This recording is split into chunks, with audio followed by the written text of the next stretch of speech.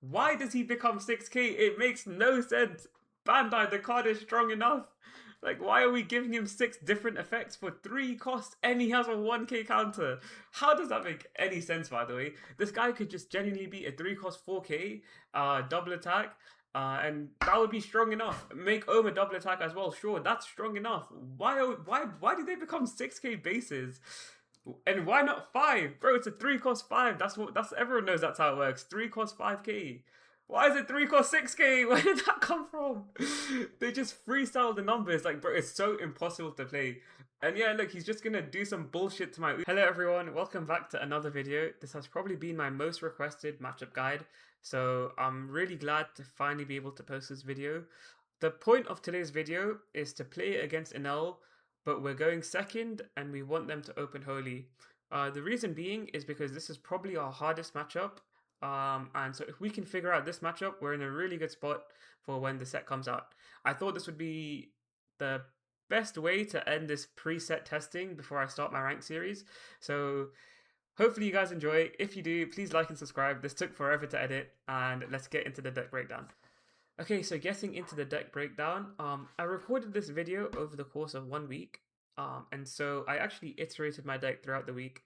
So initially, I was testing this 4-cost Luffy, which you'll see in some of the games.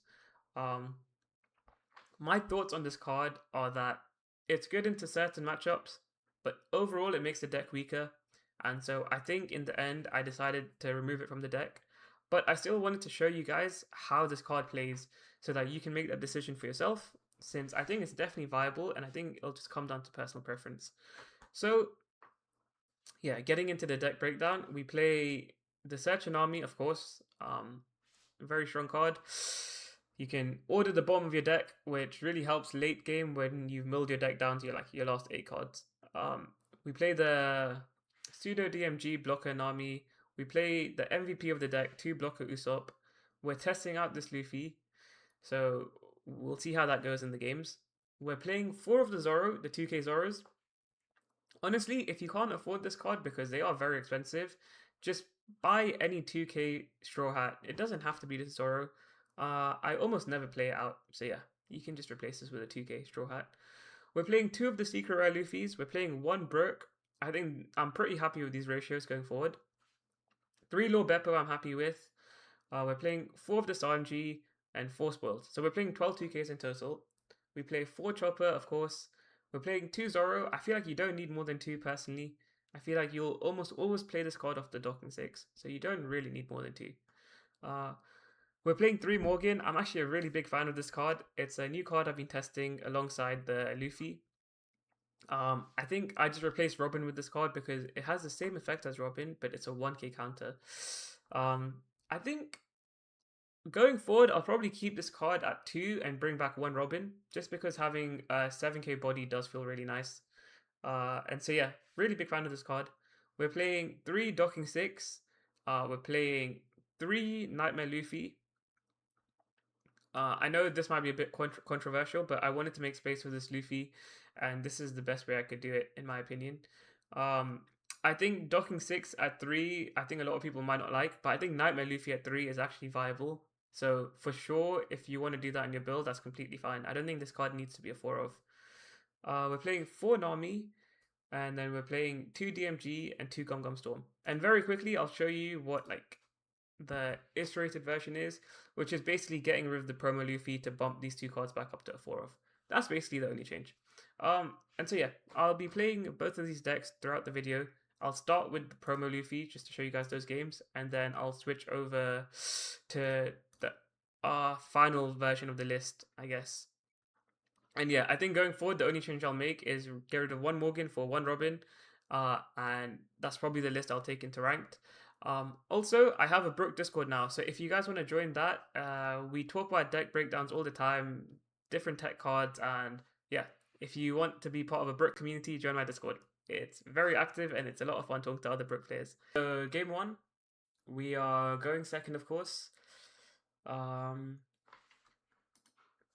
We see the Chopper in hand, so we're pretty happy. But against Enel, you have to pop your Chopper. Unfortunately, you can't keep Chopper on the board against Enel because they have too many ways of dealing with it. So here we're forced to pop the chopper. Um, yeah, we get a Paradox into hand, just sets up our next play. Um, I think my strategy against Enel opening with Holy was to just try and beat him on the board as opposed to taking in specific cards for him. So what I mean by that is just changing my counter and swinging patterns. So now I think I want to take all the Enel leader swings and save all my counter for the Holy swings. So he swings 6 with Enel, and I'm going to take that. He can't swing with his Holy yet. I don't know why he put the Don on it. And so, yeah, that's kind of my idea. I'm going to try to take as much damage as I can from the single damage swings and then save my counter for the double attack swings.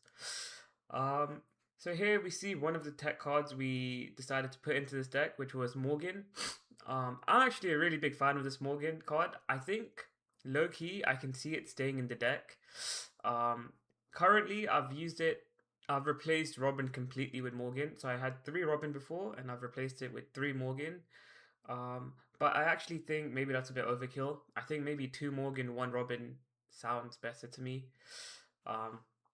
They do the same thing, but Robin being a 7k body does have its advantages. So I don't want to just completely get rid of that card.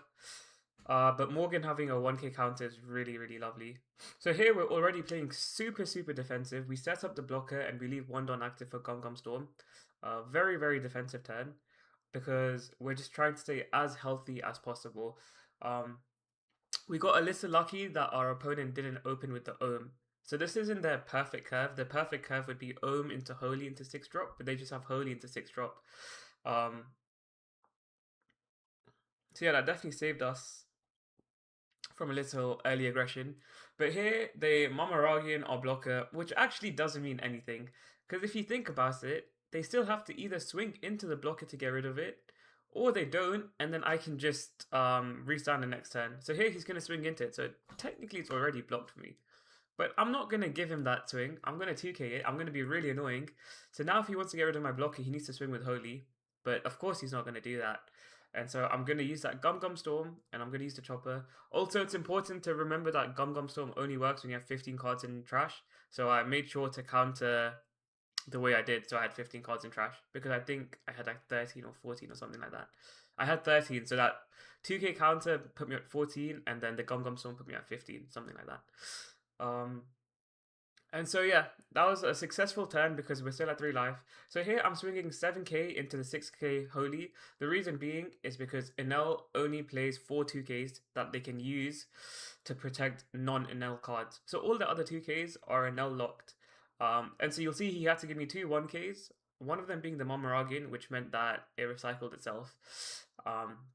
Which is actually good, and we'll get to that later, but baiting out your opponent's Mamaragians early game is super, super important in this matchup.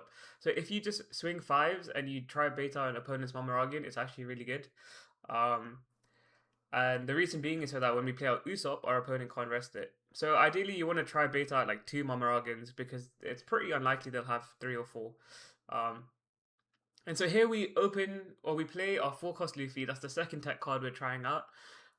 So this is a really good game to showcase all the cards we try to put into the deck to try beat this really unfavored matchup. This Luffy basically means your opponent has to choose between playing a 6-cost Enel or he has to choose between playing the 6-cost Enel or attaching the rested Don to his character. But this Enel actually high rolls because he gets the Holy, and the Holy is like the perfect in between, like middle card, right? Because it's only a 3-cost, so it's still a medium-sized body, and he can still attach some of the rested Don to his cards. So he actually high rolled here by playing that Holy, which was really unfortunate to see. It kind of undermines our Luffy a bit, and so yeah, here we're definitely in a bit of, I wouldn't say trouble. He swings 7, and now the Morgan's value. This is why we counted out to protect it last turn. We get to block his double attack. So he's played 2 Holies. His Holy still hasn't connected with us once yet, right? So you can see our life is at 2 right now. We've only taken 2. It's going to go down to 3. It's going to go down to 1, sorry. Yeah, so we're only taking the single damage swings, and we're countering out of the double attack swings. And now that we're under 2 life, Holy doesn't really matter because the double attack means nothing. This is obviously still not ideal at all. Like, this is really not how you want to play this matchup. But considering this is our hardest matchup, uh, specifically going second and they open Holy, that's our hardest matchup, right? So all things considered, I feel like we're doing okay. Like there's no deck in the game right now which just beats everything, so it's okay to have a losing matchup. We just have to try and learn how to play against it the best we can so that we have the highest chance of winning. I want to say right now this matchup is like 70-30 Enel favored. Uh, but that's only when we go second and they open Holy.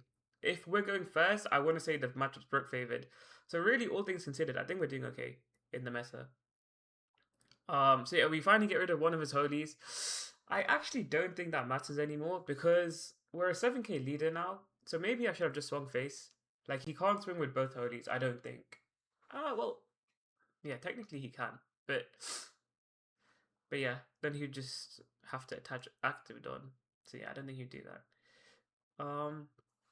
So yeah, here he plays the blocker Enel, and then he lightning dragons our 4 cost Luffy. Sorry. Um, so here you can already see the tides are now shifting in our favor. Like the second we drop this Nami, if we can stabilize, we instantly start to win. The reason this matchup is so bad for us is because Holy is just too aggressive. So by the time we get to our Nami, we're too behind. Um, but if we can stall that, then we just win once we get to late game. So you can see here, I'm on 0 life now. Like, this Holy is so aggressive, you have no choice but to just accept that you are going to be lower in life than you'd want to be. Like, if you've seen my previous NL guides, you know that I typically like to stay around 2 to 3 life around this stage of the game. And it's really not that hard to do that. But of course, now with this new game pattern, we have to adapt. So we're down to 0 life. The trick to playing at 0 life is to just know that you can counter out of their biggest swing. If you can counter out of their biggest swing, then you can't really lose, even if you're at 0 life. So that's how you should think about it. Here we get rid of the Holy finally. He's not going to protect the Holy anymore. It's kind of worthless. It's done its job now. That Holy did so much work for him. I could probably spend an entire video ranting about how broken that Holy is, but for the sake of commentary, I think I'm just gonna keep it professional right now, and I can save my rant for later. Uh, here we're gonna. I was debating whether I should swing into the character or the leader. I opt to just swing leader because at this point we're on 0 life. We're on 0 life. We're on a timer. We want to start pushing for game. It's our only chance of winning. And so here we're going to play a super defensive play. I was really happy with this turn. We open with the 6-cost Luffy. Then we play the Usopp. Then we play the Chopper. We pop the Chopper to get a Zoro to hand. And then we play a Zoro. So we just played such a massive defensive turn while also developing an aggressive threat. Like he's on 2 life and we developed the Secret Luffy so efficiently that turn. Like I feel like that turn probably just swung the game in our favor because now our opponent has to see both Mamaragan and Elthor, or yeah, or either one. He needs to see either Elthor or Mamaragan, and so he's fishing for it now. But he doesn't see either because early game we baited out all of his Mamaragans, which is why it's so important to do that because now just look at how much value this Usopp gives me. Like I blocked that swing with the Zoro, of course, and now he swings with the Enel. I'm going to block the Enel and I'm going to rest his other Enel. And I think at this point he realizes he's completely cooked. So, of course, we need to get a bit lucky. You can say, like, he didn't see Elthor or Mamaragan. Well, the Mamaragan, we kind of baited out early game, so I wouldn't say that's luck. But, yeah, not seeing Elthor. But given that it's a losing matchup, this is kind of how you have to win, right? Like, you kind of have to hope your opponent doesn't see his cards. Because if the game just plays out perfectly, we'll just lose every time. So you're basically just hoping that the Enel either misplays or he low rolls. In this case, this Enel kind of misplayed by not holding onto his Mamaragans. But I feel like that's such a niche, like matchup specific thing that most Enel players won't even know they're supposed to hold their Mamaragans against us. So yeah, I can't blame this guy too much. And so here, of course, now we just win the game because we're in time to use our leader effect. So we've survived long enough for our leader effect to come online, and so now you don't like the math is pretty easy for this lethal. You can just split your Don and go for game. You just need one of these Luffy swings to connect, one of these secret rare Luffy swings to connect. So yeah, I just split my Don and go for game. I mean, there's nothing, I wasn't really counting anything specific here because we have our leader effect, so now it's just impossible to lose, to be honest. Um, that's kind of how I think about this matchup is, can I stall long enough for my leader effect to come online efficiently? Like, when I say efficiently, I mean I'm not just playing the one cost Sanji from hand every turn to just burn my entire deck. I mean, like, can I get to my leader effect by playing out the game naturally, you know? Um, and so yeah, that's basically how this matchup works. Is the reason it's so hard is because Holy makes it so that you can't get to your leader effect in time. Without Holy, you can get to your leader effect in time, and in this game, I showed you that it was possible. We just got pretty lucky, I'd say, that he didn't open with Ohm, which was the first lucky part for us, I guess. And then also we opened with Morgan and Gum Gum Storm, so we had a super defensive early game, which really helped protect our life. And then from there, we were able to slowly stabilize the game. Like, we dropped down to 0 life really early, but we were still able to stabilize the game because we play so many blockers and we have such a strong defensive deck with Usopp, with Zoro, Gum Gum Storm. We have the Morgans. We become a 7k leader. We play 12 2ks. Like, we can definitely play at 0 life. And so yeah, that was game one. Okay, so going into game two. So game one and game two, we were testing out this 4-cost Luffy. To be honest, I'm not a big fan of this card, so I dropped it from the deck. But I just wanted to show you guys how it plays into Enel anyways. Just so that you guys can make that decision for yourself, whether you want to play it or not. And I can talk about my reasoning for why I dropped it and all of that stuff. I'll probably do that in the deck breakdown at the end of the video. But for now, I just want to showcase all of these cards in action so that you guys can see how it works. Yeah, we open with the Nami Searcher. This game, they actually do see Ohm on turn 1, so already we're not happy. And here you can see he's so obviously going to play Holy, right? So I really should just 1k counter this swing. But I think this was like one of my first games testing into like testing this playstyle into Enel. I was still figuring stuff out, and so unfortunately I couldn't see this play coming. Which now we should all be able to see this play coming. Like, that pattern is so obvious that he's going to play Holy, attaching 3 rested Don to his Ohm and leaving 3 Don active. And so now I'm forced to drop 2 1Ks from hand, which is really not ideal. What I should have done is taken that first Enel swing, gone down to 3 life, and then 1K'd this this Ohm swing. And then yeah, you can see I'm like really rusty. I swing my Nami into his Ohm. Really silly mistakes. Honestly, like, mistakes like this make me not even want to post the game. But the reason I'm posting this game is because I think I played the second half of the game really well. So just forgive these early mistakes. I'm still trying to like figure it out. This was probably one of the first, if not the first game I was playing while I was trying to record this matchup. And so yeah, he wastes an L Thor on our Nami, which we'll happily take. Like, that's such a waste. And we do play the 4-cost Luffy on curve. So again, we're making him make that decision. Does he want to play a 6-cost Enel? Does he want to attach Rested Don? Or does he just high roll and see another Holy in hand? If he sees another Holy, we're probably completely cooked. In the end, he opts to connect the Holy swing. So now he hasn't developed a 6-cost Enel. And actually, I really wanted to show you guys this game in particular because yes, this is a losing matchup, but if our opponent is bad or doesn't play it properly, we can still win if we play it properly, you know? So yes, we should lose this matchup, but we should try and minimize how much we lose against this matchup, if that makes sense. Like, we should only lose when our opponent deserves it.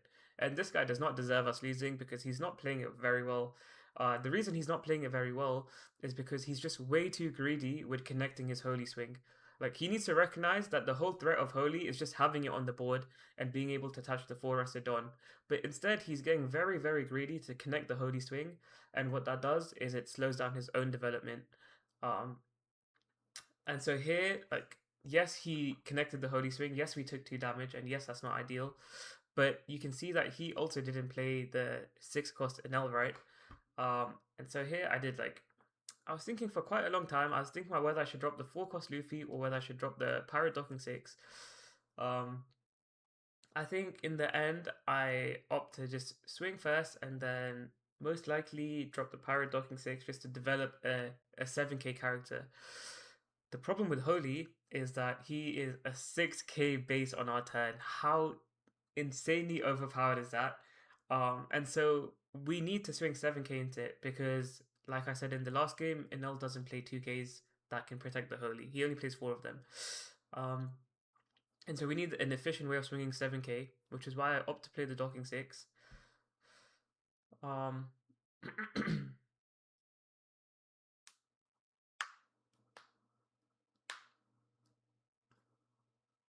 and so here you can see, again, our opponent is not developing his 6 cost Enels. Uh, there's almost no chance he doesn't see them. Like, this deck is so consistent, the Enel deck. And he's just getting so greedy with connecting these double attack swings. So we actually just drop down to 0 because, yes, we're at 0 life. And yes, that's really bad. But he doesn't have a big Enel. So how is he actually going to go for game? You know, once we become a 7k leader, once we start leaving Don active for event cards, how is he actually going to close out the game? And so here you can already see, like, he's kind of running out of steam now, you know?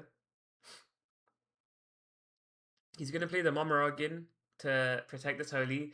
2 games in a row now, our opponent makes that mistake. These are both different players, of course. You can see how tempting it is for them to use the Momorogin to counter instead of holding it for the Usopp.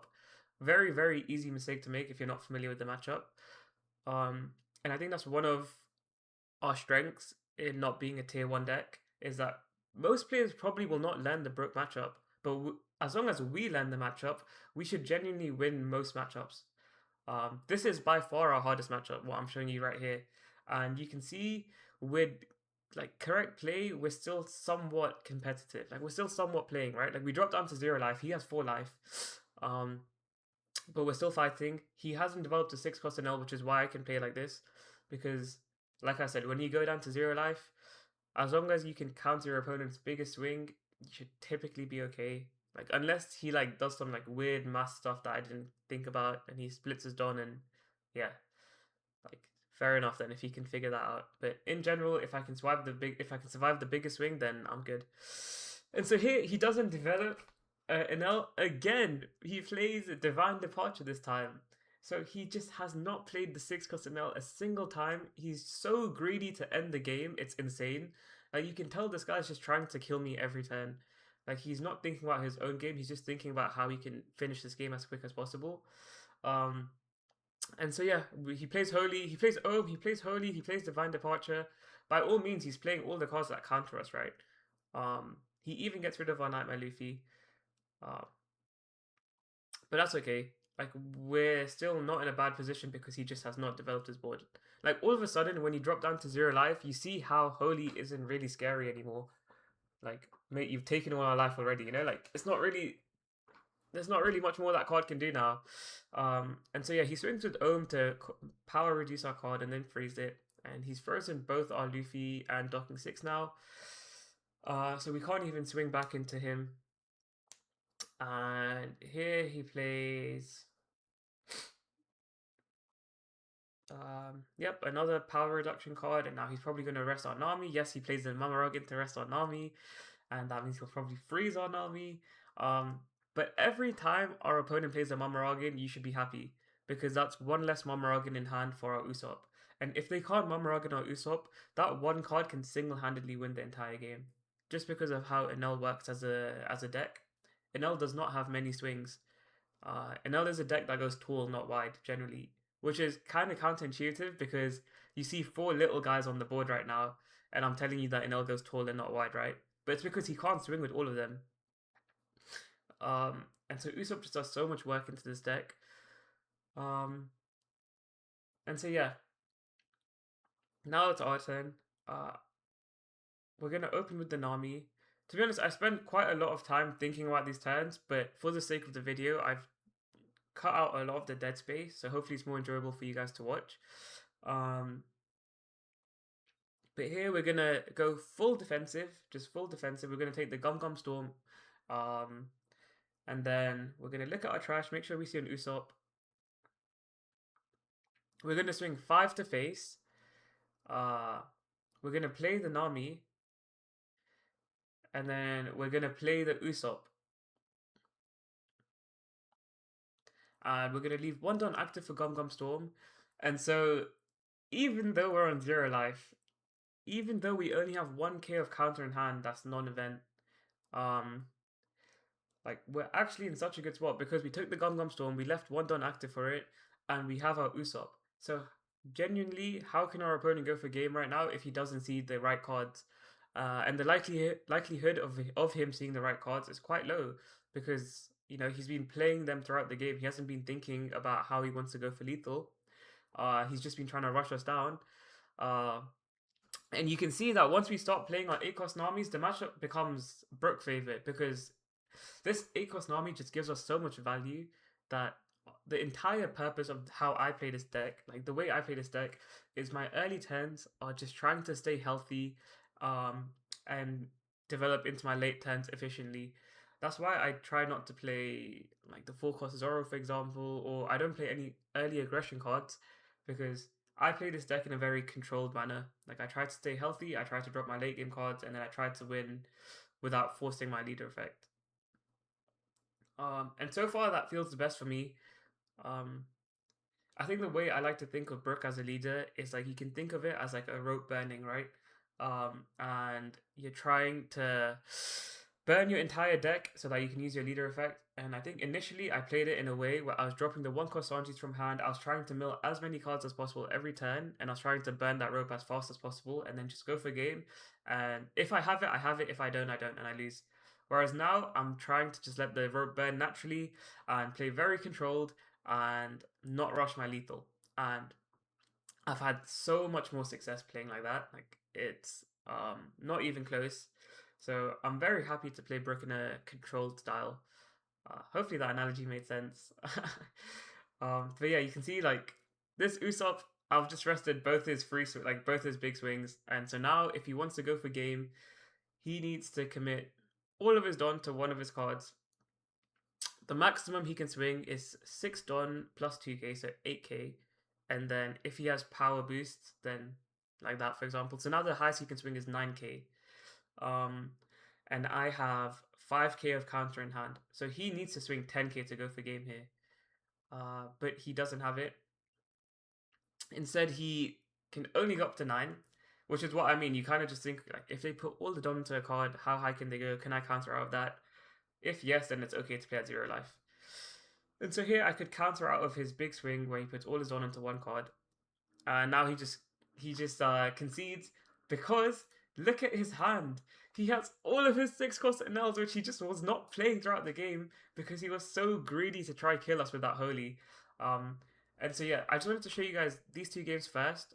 Show you that it is possible for us to win in this matchup if we're playing against an opponent who doesn't know what he's doing. Like it shouldn't just be an insta loss, like just because we go second and just because our opponent opens with Ohm Holy, we shouldn't just assume it's a insta loss because if they don't know what they're doing, they can still fumble the game.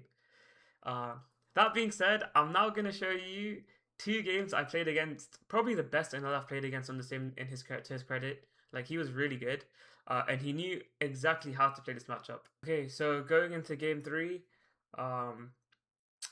this is honestly how the matchup should play out.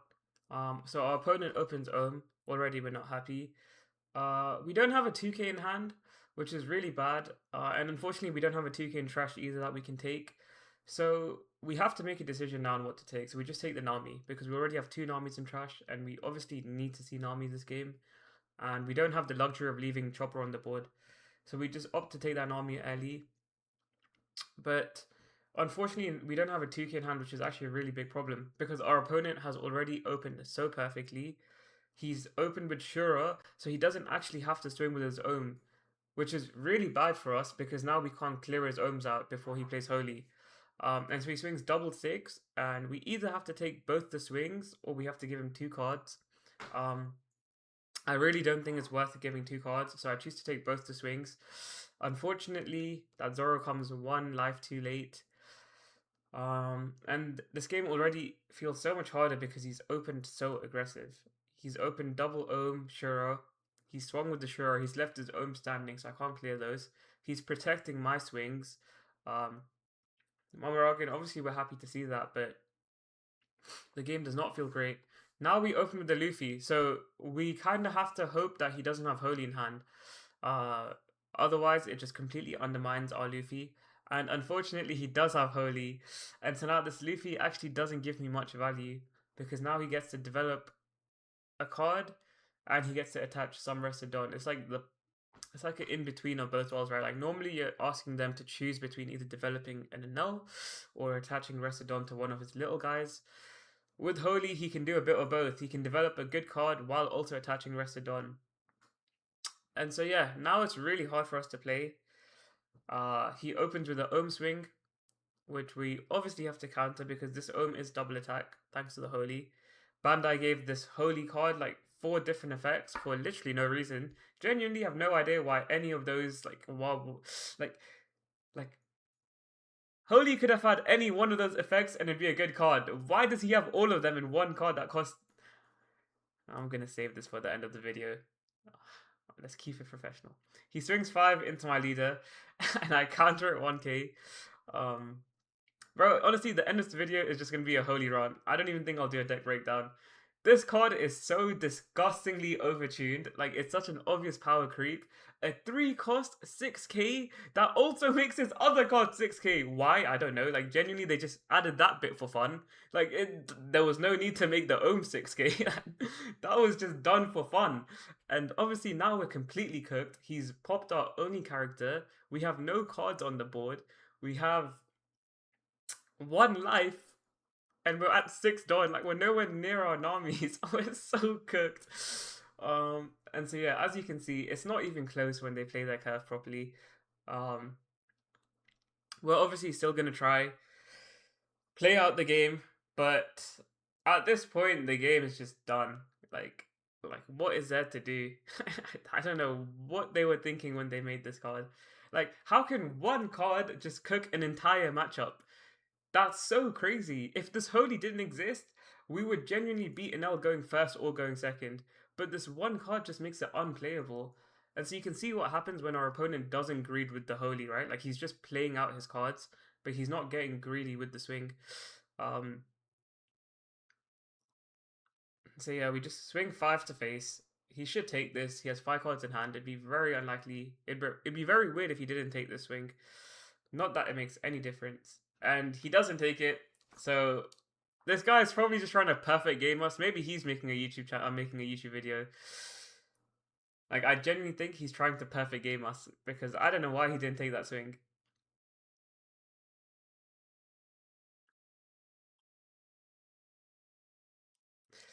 Yeah, this is kind of like a Hail Mary now. We're playing Zoro, which is really, really, really bad against Enel. For this reason, he can just outthrow it.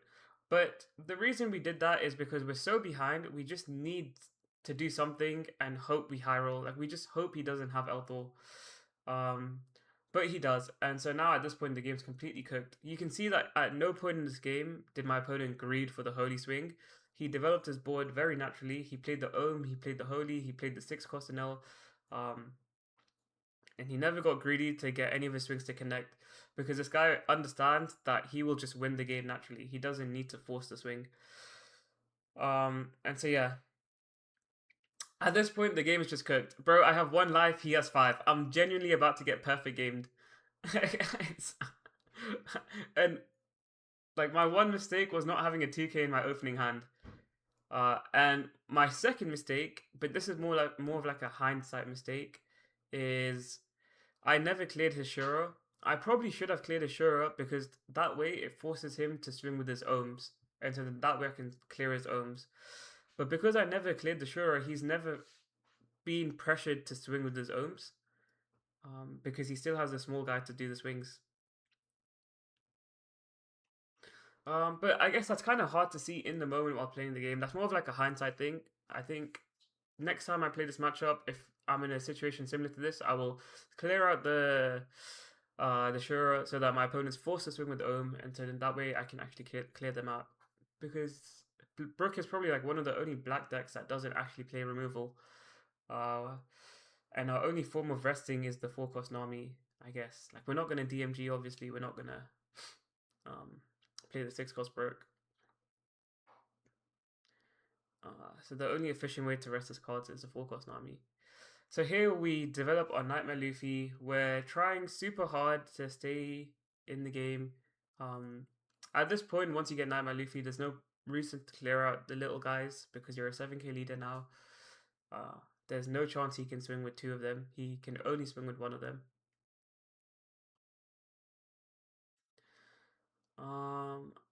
But yeah, look at how my opponent plays this turn. Oh my gosh, I just remembered. My opponent played this turn so well, it kind of pisses me off. I think it's this turn. Is it this turn? Uh, he swings 8 into 7. At this point, I can't let these cards go because then I lose for sure. Like, I don't really have the luxury of just letting my cards die. And so I will most likely counter the swing. But I think I'm looking at my trash here to see how many cards I have in trash so that I can get my Nightmare Luffy to 10k base. So I have 27 cards. I need 3 more cards in my trash. So now I'm at 28. I need 2 more cards in my trash to get my Luffy to 10k. He plays another Shura. It's so insane. This deck is so aggressive when he plays like this. Like, he's not playing any of the other little guys. He's only playing Shura and Ohm and Holy. And, like, it's so unplayable. It's so unplayable. It's crazy. It is just genuinely mind-blowing how unplayable this is. And yeah, this is what I mean. He Gamma Knifes my Nightmare Luffy. Like, he just has an answer to everything when they play it well. And so yeah, he's gonna Lightning Dragon my Docking 6 now, so that won't stand. And he's Gamma Knifed my Luffy. So yeah. It's a bit cooked. I do have 28 cards in my trash right now. So if I can get 2 more cards in my trash, I get plus 1k. So here, my opponent is going to swing 6k into my Nightmare Luffy, most likely. He's thinking about something.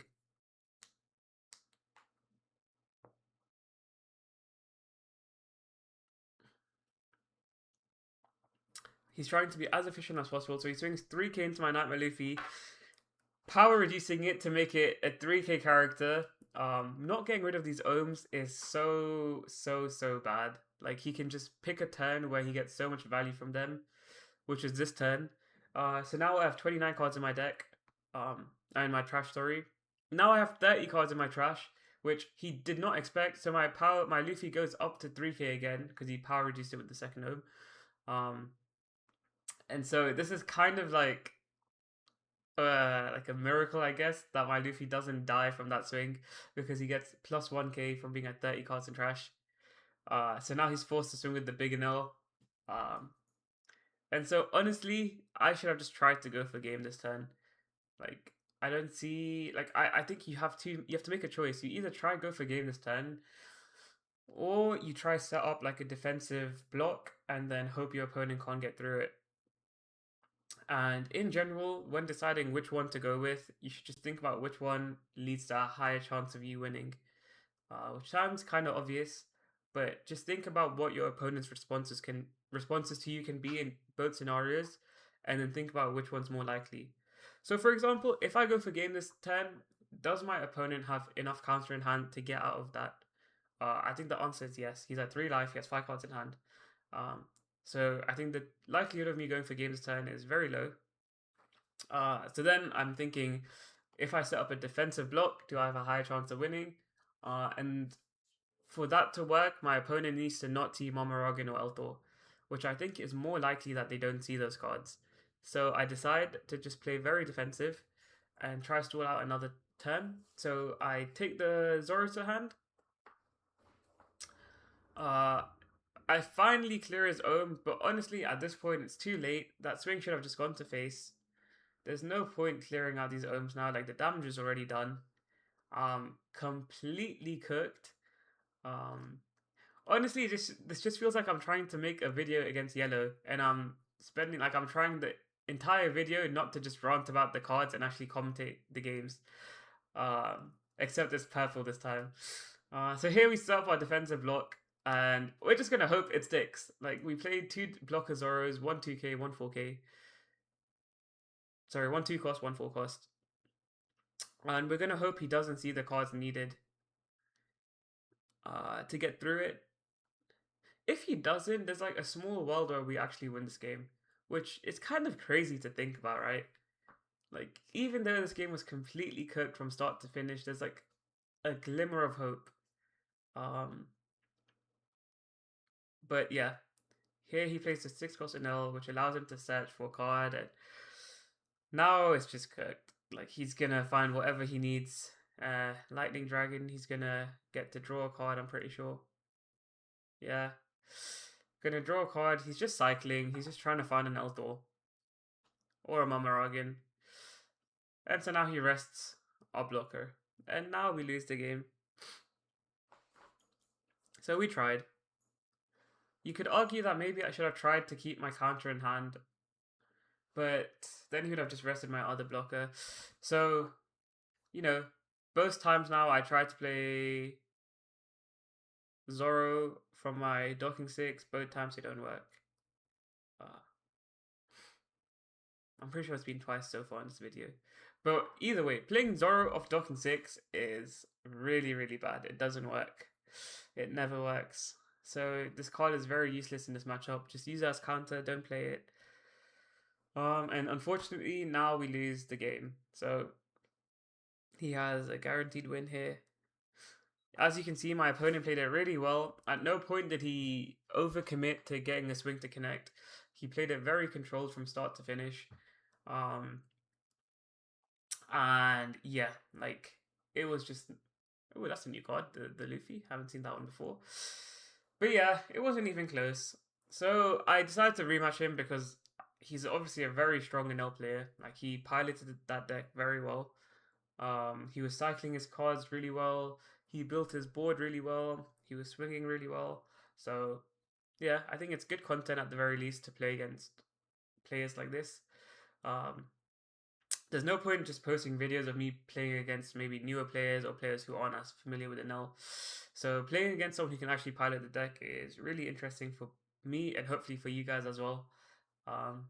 So yeah, again, we choose to go second because that's the point of this video. I think if we went first, we probably would beat him, but we choose to go second because I'm trying to figure out the matchup going second.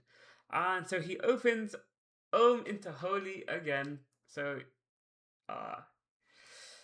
you know, already it's a bit cooked. We have to counter that Ohm swing because it's a double attack. So we take the Enel leader swing, counter the Ohm swing, and now on our 4-don play, we have 4 blockers in hand we can play.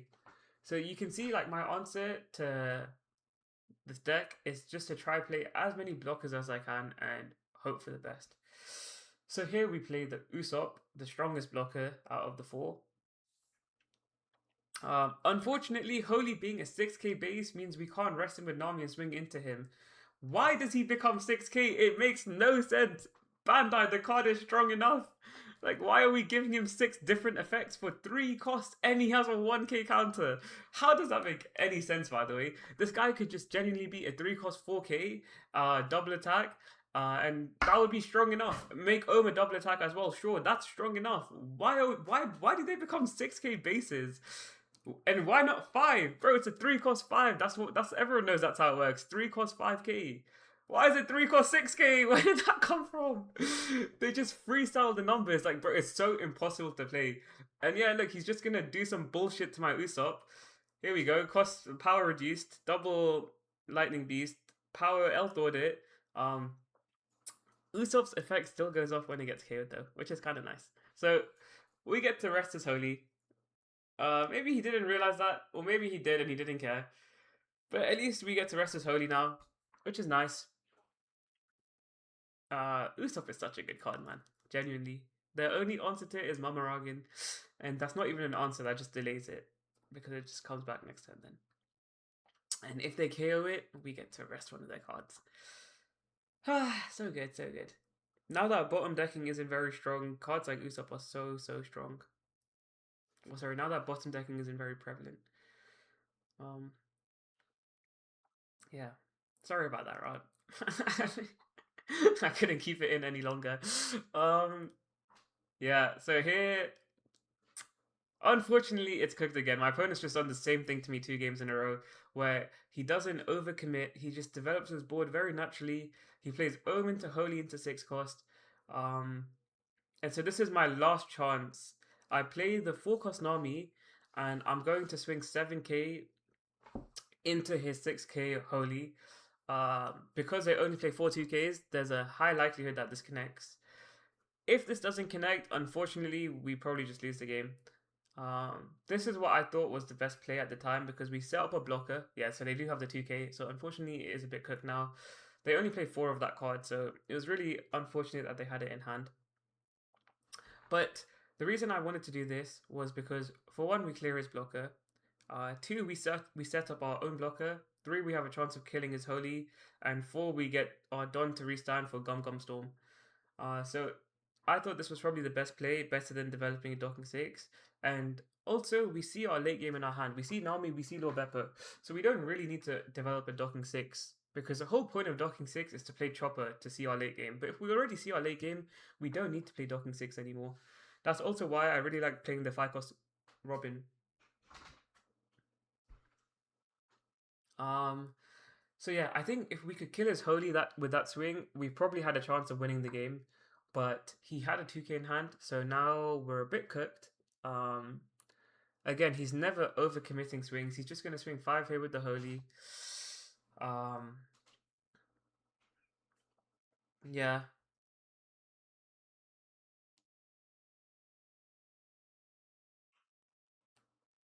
He's going to swing 6 with the Holy. We'll give him a 2k, of course. He still hasn't dealt with our Nami, which is nice, but we should have... Yeah, we probably should have just blocked that swing because he's obviously going to try use an event card, but it's just hard to like... It's hard to play around all of that, right? Like, you just kind of have to hope he doesn't see anything. Unfortunately, my opponent's basically done the same thing to me 2 games in a row, where he plays Sure and Ohm only. Like, he's literally just played the same cards. He hasn't played anything else, right? And these cards are just, unfortunately, way too aggressive for us, because the Sure is Rush, the Ohm becomes a double attack. He plays double Holy, so now even if we clear 1, we have another one to deal with. And so here, he clears my Nami so efficiently. And then on top of that, he's about to just put the nail in the coffin here with this swing. He is not going to swing my face, and instead he's going to swing into my Nami. And so now next turn, the double attack is going to connect. I'm going to go down to 0, and he'll just win the game. He's basically giving me 0 chance for counterplay. I think that was a bit overkill. I think I have no chance of coming back into the game. Like, just take a screenshot of the board state right now. Like, I still have 24 cards in deck. I'm nowhere near decking out. I'm so cooked. And so yeah, unfortunately, when our opponent knows what they're doing, this matchup is completely unplayable. Like, just completely unplayable. I don't even think I've really misplayed that much. Like, maybe I could counter better, maybe I could swing better, but yeah, I think every deck loses to something. Like Enel loses to yellow, right? So it's not like just because we lose to this one matchup the deck is bad. We only lose to Enel when they go second and they play like this guy's playing. And so yeah, I really wanted to make a video on this matchup anyways because this is without a doubt our hardest matchup. And I'm more than happy to post my losses if I feel like they're informative at the very least. Because I showed you that it is possible to win when our opponents are bad. And so we should really only be losing to Enel when our opponents are good. Losing these games is completely fine because we've been counterpicked, and well, I say counter, it's like a counter, and on top of that, our opponents are actually piloting the deck well. So it's okay to lose these games, but you shouldn't lose against bad Enel players. You know, like just because they're playing Enel, just because they open Holy, that doesn't mean they win by default. They still need to pilot the deck well, like this guy's doing. He's cycling his cards so well. It feels like he always has an answer for anything I play. Like he's always ready for whatever I play. He builds a board like 2 games in a row now. He's built a really good board. Um, and so yeah, like unfortunately at this point, um, the game is completely cooked because he can kill my Nightmare Luffy here. I have no counter in hand. I'm just going for a Hail Mary. Um, but I don't even have a follow-up Nami to try and play the secret rare Luffy and go for game. So yeah, unfortunately, I should probably just concede this game, but I just wanted to play it out to show you guys anyways.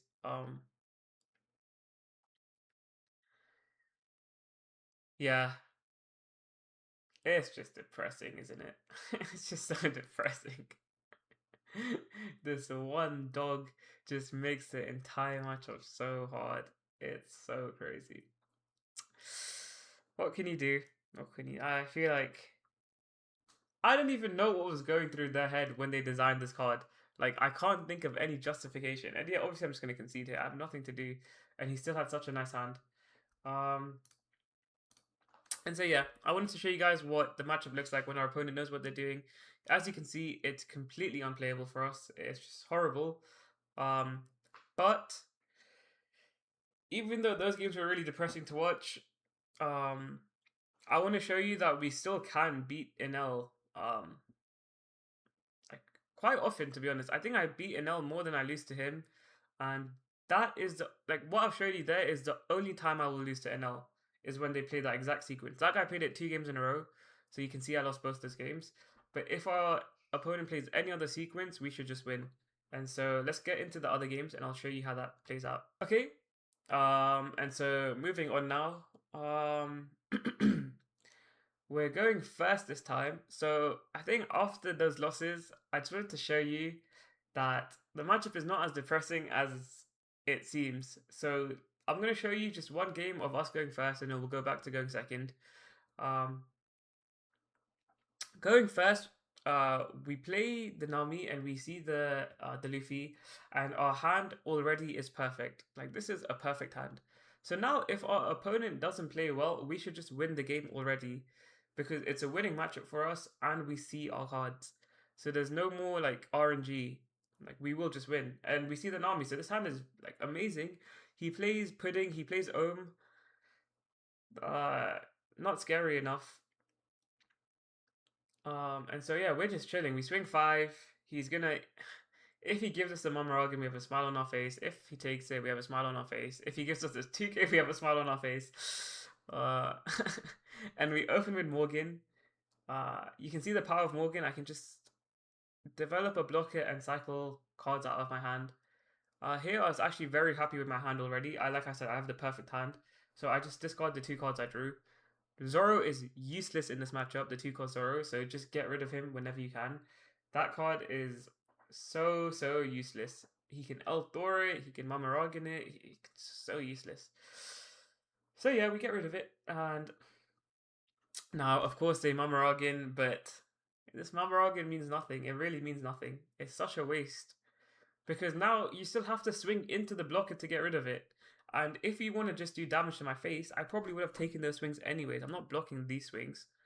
And so yeah, here we can see like Enel's attack patterns are very telegraphed. So he's probably going to go 6k here, 7k. So we give him a 2k for sure. Because we only have 2k counters in hand anyways. So even if he decides to play cards or attached on the way he did, yeah, exactly. So he plays cards, so now he's only going to swing 5k instead of 7k. We can still take it because we didn't have a 1k in hand to counter with anyways. Since we're going to use this Luffy on curve, we're going to play this Luffy on curve. And keep in mind we have a Pirate Docking 6. So we can use Pirate Docking 6 to get a chopper, and the chopper can get us a 2k back to hand. So countering aggressively is fine in this deck because we have ways of recycling those 2ks.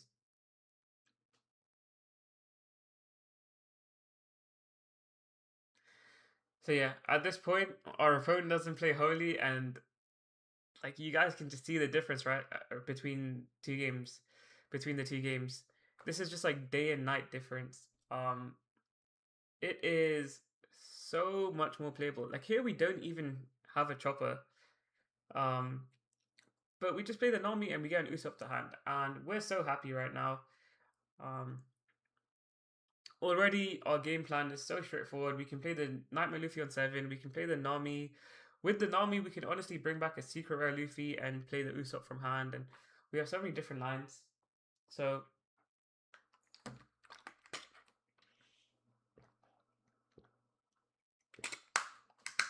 you guys like my bottle? Stay hydrated. Um, here we're just taking whatever swings, because at this point we've already won the game. Believe it or not, like we have won this game already. He hasn't played Holy. He's activated his blocker effect for his 6 plus Enel, even though he has 5 life. I don't know what swings he wants to block, mate. You have 4 cards in hand and 5 life. So he just gave us a free card, you know? Like he's managed his resources so poorly. And you can just see the difference between this guy and no offense to this guy. You can see the difference between this guy and the last Enel, right? Like the last Enel really knew what he was doing. This guy is even if this guy was playing it better, like even if he didn't activate the blocker effect, even if he took my swings and had more cards in hand, nothing would change. Like we would still be in the commanding position, right? So yeah, at this point it's pretty cooked for him. I'm not even gonna swing with my docking 6 because he can just block it. And so now he's just wasted a card pretty much. Like we can honestly at this point just pivot to like a starving strategy even, because he's completely overcounted and now he has 2 cards in hand with 5 life.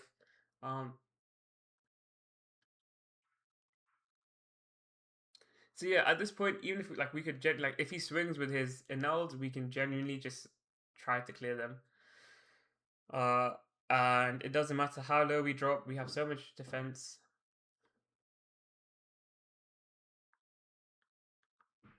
But he's completely cooked now. There's really not much for him to do anymore. We're just gonna rush him down. We don't even need to starve him, because we have DMG in hand, so we know we can close out the game. And yeah, here we played a 6 cost Luffy off the Nami. Everything's going according to plan.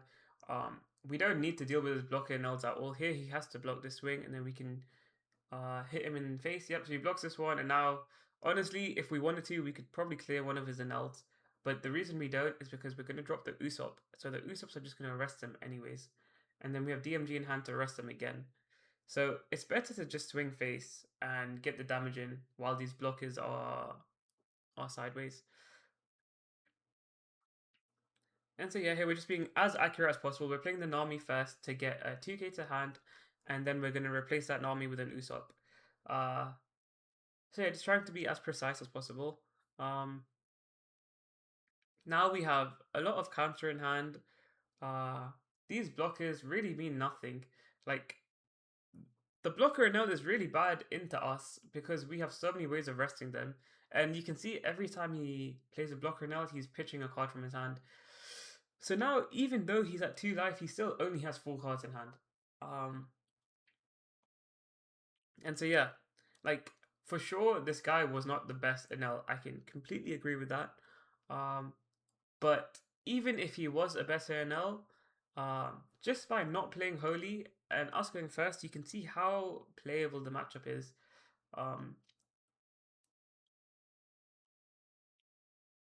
And so yeah, I guess this is kind of what I mean when I say like it's completely okay to lose to Enel when they play like the last guy did. But in every other scenario, we should win the game. And so yeah, I wanted to include as many games as possible in this video just to show you all of my testing against Enel. And so yeah, we opt to rest the second Enel that can swing instead of the blocker. And that blocker really means nothing. We have so many swings. He needs to decide which one he wants to block. We're going to open with the Nami. He gives us a 2k. Then we open with the docking 6. Because we know he wants to block our Secret Rare Luffy swing. Now he's on 1 life. And so that Secret Rare Luffy double attack doesn't really mean anything. Swinging with docking 6 first basically forced him to take that life.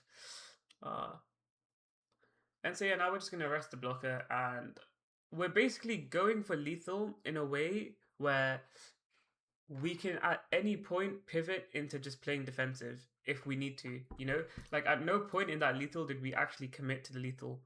And so that way, worst case, if our opponent does counter out of our swings, we can just drop another Usopp, we can keep Don active for the DMG, and we can make it so that our opponent can never go for game, you know, and then we just win the next turn. So even when going for lethal, you don't have to fully commit, you know, you can, you know, put one foot through the door, is that the phrase? But yeah, just don't fully commit. Okay, so I think this is the final game against Enel. I think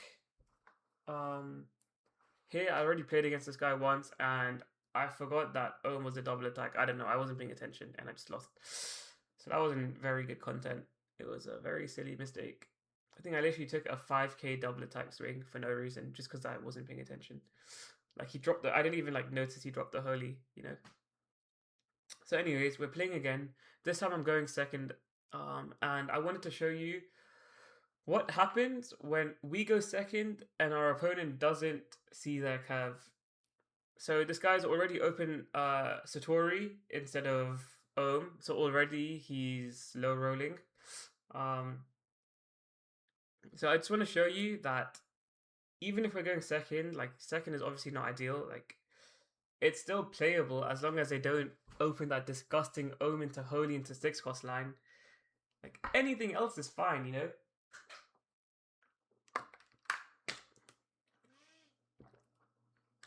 Yeah, so here he swings 5k, 7k, or sorry, 6k, 7k, completely fine. We take one, we counter one, and now we're at our 4 Don play, so we can drop the Usopp or we can play the Morgan to filter our hand.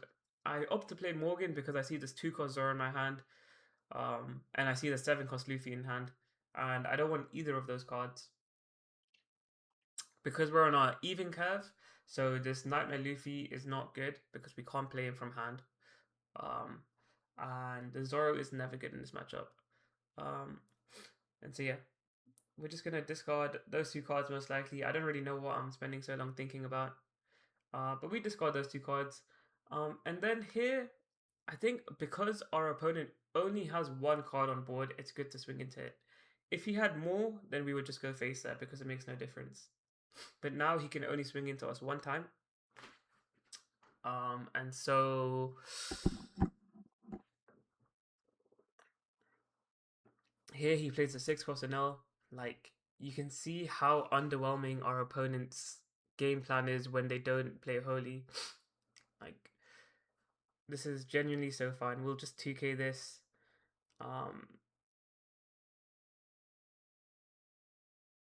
And then yeah, like we're chilling.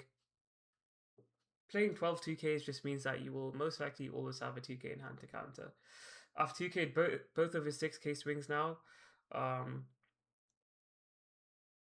And here we have a very, very, very strong play. Very strong play. Playing the Secret Luffy into Usopp.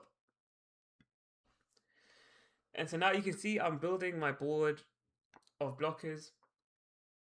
So it's really hard for my opponent to deal with all of this now, right? Like he has to deal with the Morgan, he has to deal with the Usopp. He Divine Departures my Secret Luffy, and then he Elthors it. That probably seems like a logical play to a lot of people, but really that's horrible. It's a really bad play by him. He should realize that like we're just gonna play Nami next turn anyways. So I don't know, like he should probably realize he's on a timer here because now we're getting into the later stages of the game, and what do you know? He doesn't play holy. I have 3 life. Like it's so crazy. Like what? Like 3 life. We play our Nami. We play our Nightmare Luffy. How can we lose now? It's unlosable at this point. We have enough life to just face tank his Enel swings, like the big Enel swings, and we'll just outpace him to go for game. Here, this is something you guys should think about is I don't swing with that Nightmare Luffy. Reason I don't swing with Nightmare Luffy is because if I swing with my Nightmare Luffy, there is a world where he can Mamaragin my blocker because he hasn't played any yet, and then he can actually kill my Nightmare Luffy, And then all of a sudden we go from being in such a winning position to such a losing position. And so I think this is just something maybe more players, especially if you're new to the game, maybe you're not too conscious about this yet, which is knowing when to swing and when not to swing. Just think about what your opponent's response would be if you swung there. Like, I don't have any counter in hand to really protect that Luffy if I swung with him. This is also another mistake I make in hindsight. I think I've overprotected my life a bit too much here. I should have taken that swing. The reason I should have taken that swing is because now I only have 4 cards in hand. I'm completely tapped out, and now any card I put sideways, he can actually just clear because I only have 2k of counter in hand. And my opponent's in a very similar position to me, you know. So now this is at this stage of the game, both sides have to be very careful with how they swing. But in the end, I opt to swing anyways because I'm now switching my lethal card to Lord Beppo instead of Nightmare Luffy, because you can still use your leader effect on Lord Beppo. And so I just wanted to get that 1 damage in while I can, because my game plan now is just to try rush him down. At this point, we both have big cards on the board, so neither of us are going to counter out of any swings, right? So 1 life is 1 swing at this point. We're not going to stop any of the swings. And so that's why I decided to get my 1 point of damage into him. And now he doesn't get his 1 point of damage into me because he swings into my Luffy instead. And so now you can see I'm winning the race, you know? Yeah, I feel like, I don't know if you guys play chess, but game states like this really feel like end games in chess, you know? Where it's quite easy to see what your opponent's going to do, and as long as you calculate the line well, you probably should win. Yeah, so here, we're going for game now, so we're gonna keep our Luffy, we're gonna keep our Nami healthy. We're not gonna let them kill the Nami.